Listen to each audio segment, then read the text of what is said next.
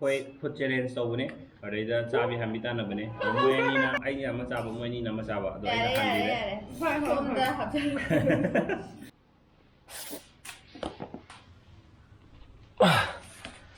Thank you so much ꯃꯌꯥꯝꯅ ꯑꯩꯉꯣꯟꯗ ꯅꯨꯡꯉꯥꯏꯇꯕ ꯐꯥꯎꯕ ꯀꯥꯟꯗ ꯃꯌꯥꯝꯗ ꯁꯦꯌꯔ ꯇꯧꯕꯗ ꯌꯥꯝꯅ ꯃꯣꯇꯤꯚꯦꯁꯅꯦꯜ ꯑꯣꯏꯕ ꯃꯦꯁꯦꯖ ꯃꯌꯥꯝ ꯊꯥꯔꯛꯑꯒ ꯏꯃꯣꯁꯅꯦꯜ ꯁꯄꯣꯔꯠ ꯃꯌꯥꯝ ꯇꯧꯕꯤꯔꯛꯄꯒꯤꯗꯃꯛꯇ thank you so much ꯀꯦꯟꯅ ꯍꯜꯂꯛꯑꯕ ꯑꯩ ꯉꯔꯥꯡ ꯒꯥꯔꯤꯗ ꯑꯩꯅ ꯄꯨꯒꯦꯅ ꯉꯥꯏꯔꯤꯅꯤ ꯃꯉꯣꯟꯗ ꯑꯩꯅ ꯊꯤꯜꯍꯜꯂꯒꯦ ꯉꯥꯡꯒꯩ ꯑꯩꯅ ꯊꯤꯟꯕꯅꯦ ꯑꯗꯣ ꯃꯉꯣꯟꯗ ꯑꯩꯅ ꯊꯤꯜꯍꯜꯂꯒꯦ ꯁꯤꯗꯤ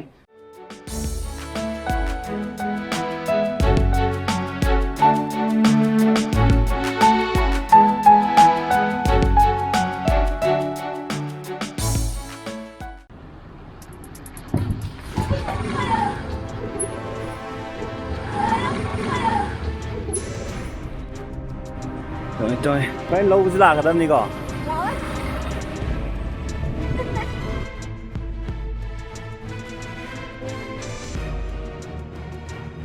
ꯒꯥꯔꯤ ꯊꯧꯃꯟꯗꯗꯅ ꯉꯥꯎꯔꯦ ꯃꯤ ꯃꯌꯥꯝꯅ ꯌꯦꯡꯉꯦ ꯍꯥꯏꯕ ꯃꯤꯅ ꯊꯧꯔ ꯅꯨꯄꯥꯅ ꯇꯣꯡꯕꯁꯦ ꯌꯦꯡꯉꯣꯅꯦ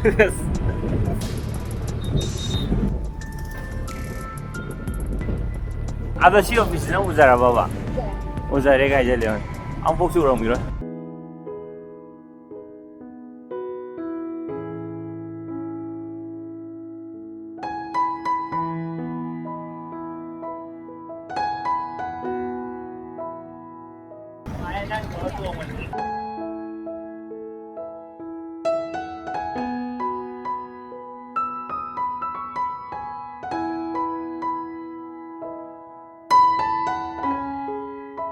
ꯔꯥꯏꯗꯤ ꯈꯔ ꯇꯥꯡꯉꯦ ꯍꯥꯏꯔꯒ ꯒꯥꯔꯤ ꯃꯅꯤꯡ ꯇꯣꯡꯉꯀꯥꯟꯗ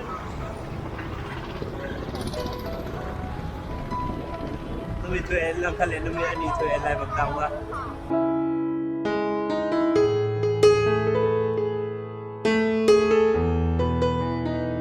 ꯑꯩ ꯀꯛꯆꯤꯡꯗ ꯀꯤꯖꯕ ꯃꯇꯥꯡ ꯌꯥꯎꯋꯦ ꯅꯪ ꯊꯧꯕꯁꯦ ꯈꯪꯕ꯭ꯔꯥ ꯑꯗꯣ ꯅꯪ ꯌꯨꯝꯗꯩꯗꯤ ꯊꯧ ꯍꯩꯔ ꯂꯥꯛꯆꯕꯅꯦ ꯑꯩꯅ ꯁꯨꯝ ꯊꯤꯟꯕ ꯊꯧ ꯍꯩꯔꯣꯏꯅ ꯊꯧꯍꯜꯂꯤꯅꯦ ꯁꯤꯁꯦ ꯋꯥꯔꯤꯒꯗꯤ ꯑꯗꯣ ꯀꯩꯒꯤꯅꯣ ꯈꯪꯕ꯭ꯔꯣ ꯅꯪ ꯉꯁꯤ ꯑꯩ ꯒꯥꯔꯤꯗ ꯊꯤꯜꯂꯛꯏꯁꯦ ꯃꯔꯝ ꯈꯪꯗ꯭ꯔꯤ ꯅꯠꯇ꯭ꯔꯥ ꯍꯣꯔꯦꯟ ꯈꯥꯝꯃꯀꯥꯟꯗ ꯍꯥꯏꯕꯤꯒꯦ ꯈꯪꯗ꯭ꯔꯤꯁꯦ ꯁꯤꯒ ꯑꯩ ꯌꯥꯔꯦ ꯐꯔꯦ sila khamo dali sila khangro. Okay. Bye bye. Bye.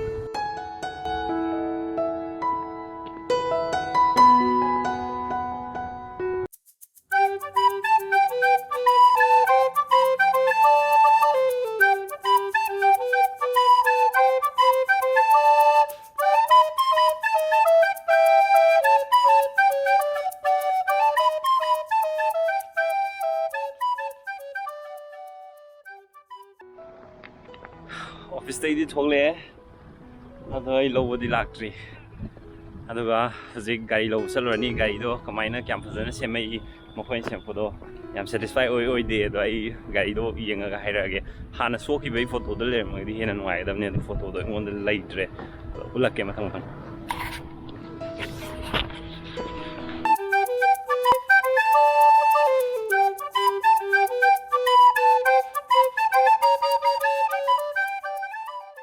Finally, yauди yore.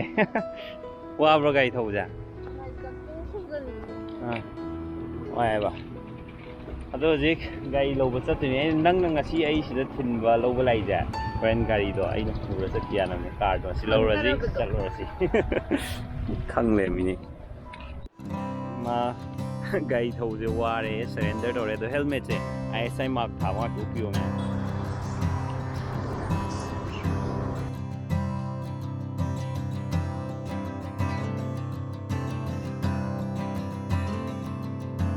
Yaure as lambi khuchin na ma do to sumaina kai kai ba myam lei myam le samu gi aina ko kha chaung ngani din bye bye nang thadana gai do thogro ko aina gai chau da lage thank you thada biram bagi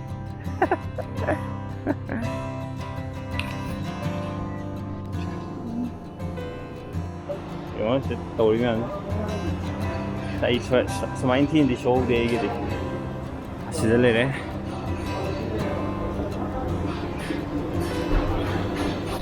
ꯑꯁꯦꯡꯕꯩ ꯁꯣꯛꯄꯁꯦꯀꯣ ꯁ꯭ꯋꯥꯏꯗꯒꯤ ꯁꯣꯛꯄꯁꯤꯅꯀꯣ ꯁꯤ ꯁꯥꯏꯠꯁꯦ ꯄꯨꯂꯞ ꯂꯣꯏꯕꯧ ꯁꯣꯛꯄꯅꯦꯕ ꯑꯗꯣ ꯁꯤꯒꯤ ꯁꯤꯁꯤꯃꯨꯒ ꯄꯨꯔꯥ ꯀꯦꯟꯕꯅꯦꯕ ꯑꯗꯣ ꯍꯧꯖꯤꯛ ꯄꯨꯔꯥ ꯑꯍꯟꯕꯩ ꯇꯥꯏꯞꯇ ꯂꯩꯔꯝꯃꯦ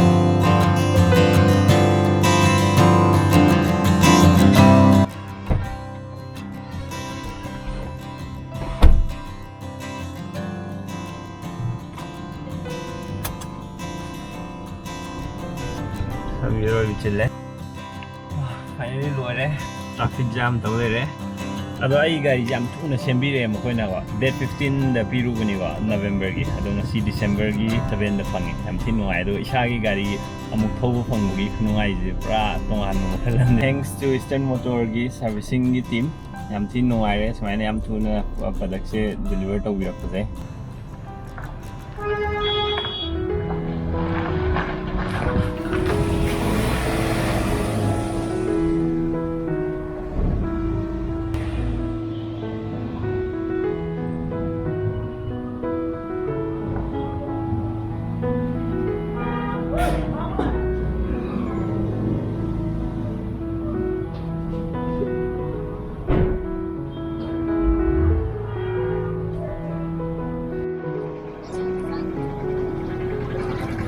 ꯌꯥꯝꯅ ꯇꯣꯏꯅ ꯍꯪꯉꯛꯄ ꯍꯦꯟ ꯒ꯭ꯂꯞꯁ ꯀꯥꯏꯗꯒꯤ ꯂꯩꯔꯤꯅꯣꯅ ꯍꯪꯕꯗꯣ ꯑꯩ ꯉꯁꯤ ꯑꯗꯨꯗꯣ ꯍꯥꯏꯔꯛꯑꯒꯦ ꯑꯗꯨꯒ ꯏꯁꯇꯔꯟ ꯃꯣꯇꯣꯔꯅ ꯌꯥꯝ ꯐꯖꯅ ꯁꯦꯝꯕꯤꯔꯛꯑꯦ ꯑꯩꯈꯣꯏꯒꯤ ꯒꯥꯔꯤ ꯑꯦꯛꯁꯤꯗꯦꯟ ꯊꯣꯛꯈꯤꯕ ꯒꯥꯔꯤꯗꯣ ꯌꯥꯝ ꯅꯨꯡꯉꯥꯏꯔꯦ ꯑꯗꯣ ꯁꯤ ꯂꯩꯔꯦ ꯁꯤꯗꯩꯗ MN Enterprise ꯁꯨꯃꯥꯏꯅ ꯁꯤꯒꯤꯅꯦ ꯁꯤꯗꯒꯤ ꯂꯩꯁꯦ ꯑꯝꯕ ꯑꯦꯟꯇꯔꯄ꯭ꯔꯥꯏꯁ ꯍꯥꯏꯁꯦ ꯑꯝꯕ ꯑꯦꯟꯇꯔꯄ꯭ꯔꯥꯏꯁꯁꯤꯗ ꯂꯩꯔꯦ ꯁꯤꯁꯦ BDF ꯑꯥꯎꯠꯄꯣꯁꯇ ꯂꯩꯔꯦ ꯑꯗꯨꯒ ꯁꯤꯗꯩ ꯂꯩꯒꯗꯕ ꯍꯧꯖꯤꯛꯁꯨ ꯌꯥꯎꯔꯤ ꯄꯥꯝꯕꯤꯕꯁꯤꯡ ꯂꯩꯕ ꯌꯥꯔꯦ ꯁꯤꯗꯩ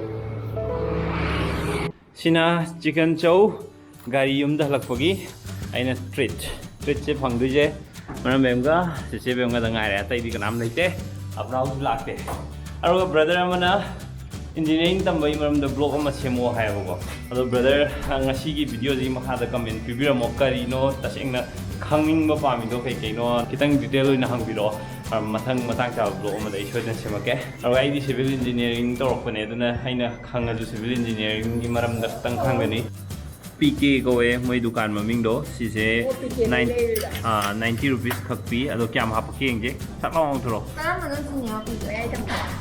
ꯁꯤꯅ ꯕ꯭ꯂꯦꯛ ꯀꯣꯐꯤ ꯁꯤꯅꯥꯃꯣꯝ ꯍꯥꯞꯄ꯭ꯔꯥ ꯁꯤꯅꯥꯃꯣꯝ ꯍꯥꯞꯄ ꯕ꯭ꯂꯦꯛ ꯀꯣꯐꯤ ꯁꯤꯅ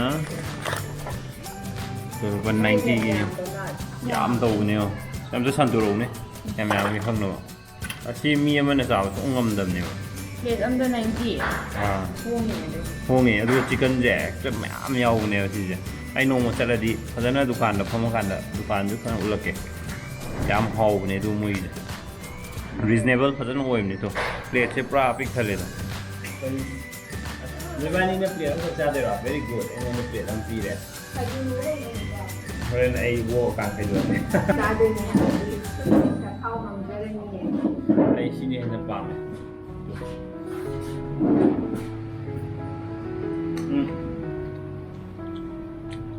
ꯃꯣꯏ ꯆꯠꯅꯤꯁꯤꯒ ꯍꯦꯟꯅ ꯍꯥꯎꯕ ꯍꯦꯜꯂꯦ ꯆꯠꯅꯤ ꯌꯥꯎꯔꯀꯥꯟꯗꯅ ꯍꯦꯟꯅ ꯁꯤꯃꯥ ꯕꯦꯝ ꯇꯧꯕ ꯀꯩ ꯌꯥꯎꯒꯦ ꯁꯤꯗ ꯌꯦꯡ ꯇꯥꯔꯦꯅꯦ ꯑꯣ ꯃꯣꯏꯒꯤꯁꯦ ꯍꯥꯟꯅ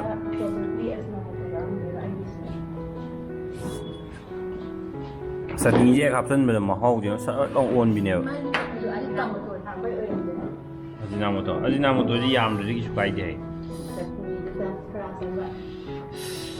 ꯄꯣꯛꯇꯣ ꯃꯥꯜꯂꯦ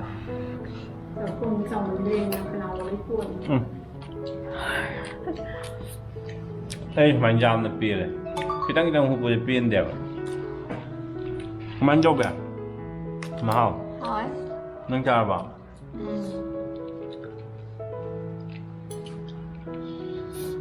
thì mùi chật nhì một trái để mình dùng gì kìa Umrok tu. Mo te. umo thì giàu chật nhì chả Mo ta.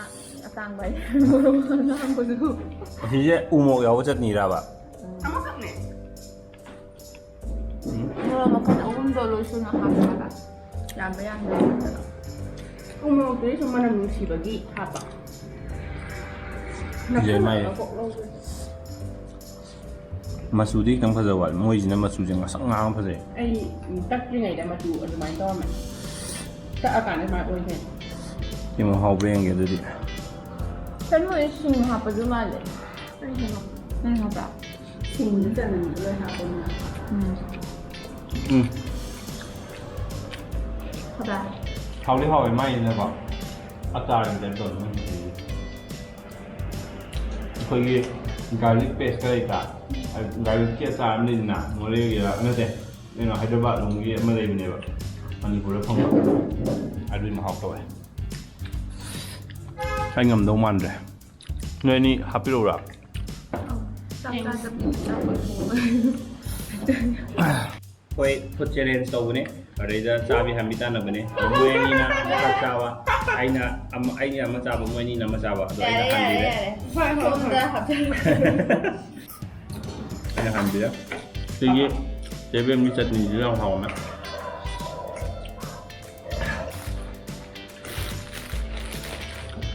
Victory's food ki support me am blair me thank you Victory's food Ado मैं video जेंग सी दिम ना resolution जरगे अदो नुआई बेडी like तो view subscribe तो view मसुंग share तो view bye bye Bye. नम नहीं है